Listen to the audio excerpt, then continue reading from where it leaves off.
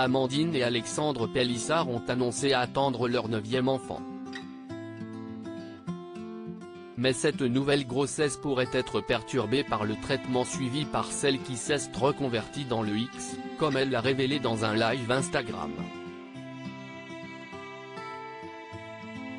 Amandine Pélissard collectionne les remontrances, comme certains les timbres ou les statuettes de chats. Et ce n'est pas sa reconversion fructueuse avec son mari, Alexandre, dans le X qui a éteint le feu de ses critiques. Beaucoup ont jugé la démarche du couple particulière, voire malsaine, mais l'ex-candidate de famille nombreuse a réponse à tout, surtout lorsque ses enfants sont visés.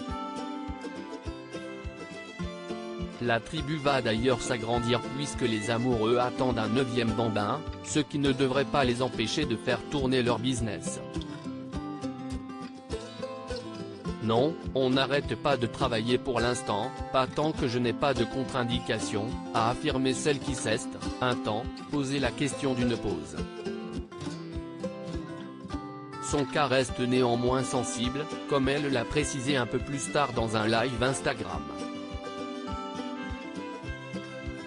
Je suis considérée comme étant en grossesse à haut risque, compte tenu du traitement que je suis depuis des années.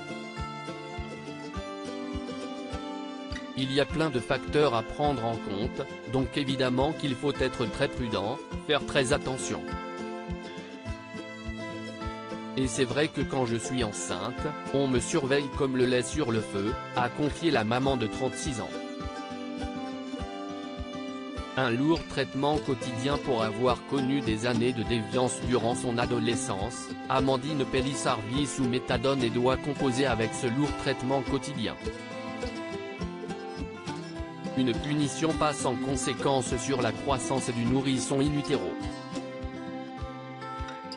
Tant que ça ne porte préjudice qu'à moi, ça va.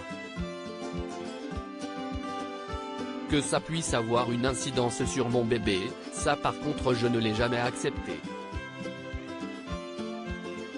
Je touche du bois vraiment, je remercie Dieu, ça ne m'est jamais arrivé, aucun de mes enfants n'a fait de syndrome de sevrage, a indiqué l'ancienne consommatrice de drogue dure. Et de conclure, ému, c'est toujours compliqué de vivre une grossesse sereine avec ce poids sur les épaules des conneries que tu as faites entre 17 et 19 ans.